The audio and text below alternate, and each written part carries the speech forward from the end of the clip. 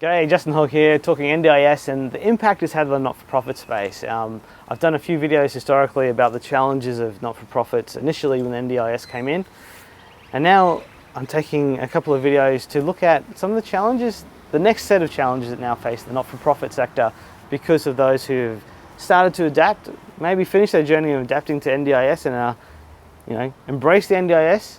What challenges that's now presenting for these organisations that are fully immersed in NDIS from in a not-for-profit sense, and how they work through this. Now, one of the most interesting ones, and it's been one that I've grappled with a bit when working with some NDIS organisations that are in the not-for-profit space, is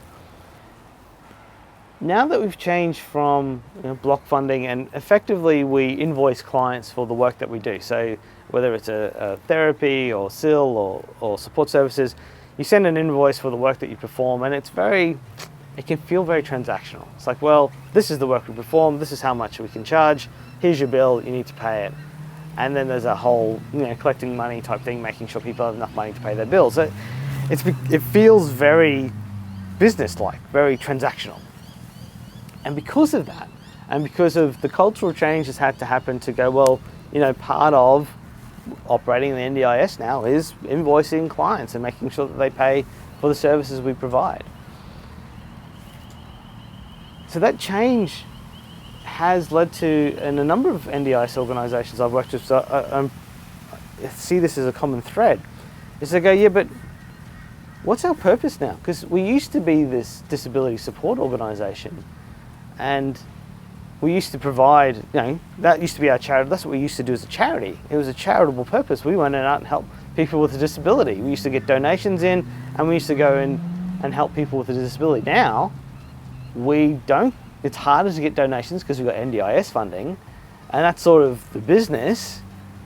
Where's our charitable purpose gone? Why are we here? And it can get lost. And when you start losing that purpose, you start losing, quite often you start losing the engagement of people who are there because they want to make a difference, they want to make an impact, they want to help people who are in a situation worse than themselves and help them have a life best lived. So how do you tackle this is really quite it's not a straightforward thing to think through. One of the ways that I've started to work out can help, and I suppose this is a process, is one, go back, and then the answer, I'll give you the answer, is to start separating the delivery of your purpose from the funding. They're two separate things. And because of NDIS, they've been intertwined, which is the right thing to do from a business process point of view. But from a strategic point of view and from a cultural message point of view, I think we need to start separating the two and speaking about them separately. So let me give you an example. So as an NDIS provider, you say you get $1 million in a year for providing so many support hours to the clients that you do. Well, if you thought of it that way and say, okay, for $1 million we need to provide this many support hours, that's very similar to how grants were done. Like, grants used to have KPIs you had to perform. So if you get this much money, these are the things you need to perform. So from that perspective, you can look at NDIS similar to grant funding in that to get this amount of money, your organisation needs to be able to deliver this much work. Now, that's all well and good, and that's a way to look at it. How do you help that make it feel like it's part of the strategy, that your purpose is still providing those disability services that the NDIS is funding? Another way that can help that process is to go back and effectively start again. So what if you were starting this charity up from day dot, knowing what you know now, knowing the space and how you operate now? How would you set it up? So quite often it would be, well, we want to help people with a disability. That's our purpose. Okay, cool. And you're very clear on that. You can be really clear. So you want to, yes, and even get more detail, like what type of disability, what situation, what geography, what do you want to do? And get very clear on that. And when you go through effectively a business plan or strategic document, you go, okay, well, that's the purpose. And then to do that purpose, well, you start understanding what resources do you need to achieve it. So you can go, okay, well, these are the resources, employment, people, offices, that type of stuff. The next question is, well, how do we fund that?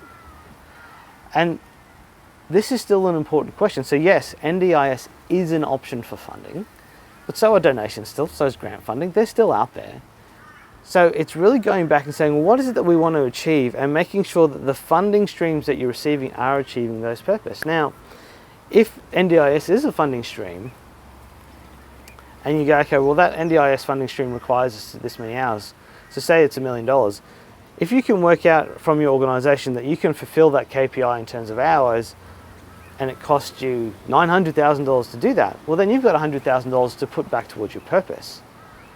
And that's then where this conversation is more interesting, by separating it this way. It's like, well, we've now got money to either help people who aren't in the NDIS or who don't qualify for the NDIS. And there are lots of people out there, or that the NDIS doesn't quite do the services we know they need because we're in that organisation.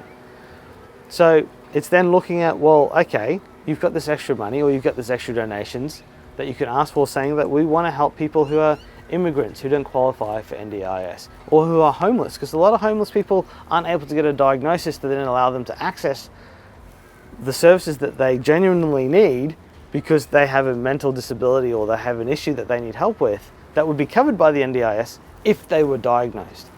So there are definitely services you can provide outside of the NDIS that are consistent with your purpose, that effectively that funding that's coming through for the NDIS may be able to help to support.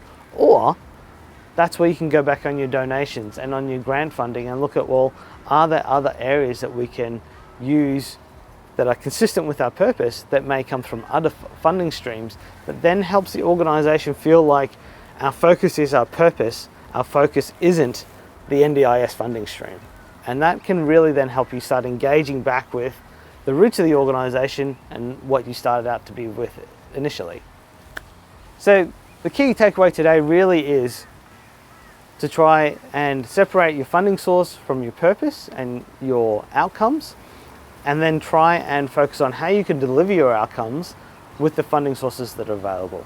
So it's an interesting journey, the NDIS. It's definitely providing a lot of benefit to a lot of people and a lot of access, but these are the challenges that we go along the way as we work through what is essentially a new business, a new sector within our industry. So I hope you found that video useful. There's other videos up on our YouTube in terms of the NDIS, the not-for-profit sector, and also in terms of governance more generally. So feel free to check those out.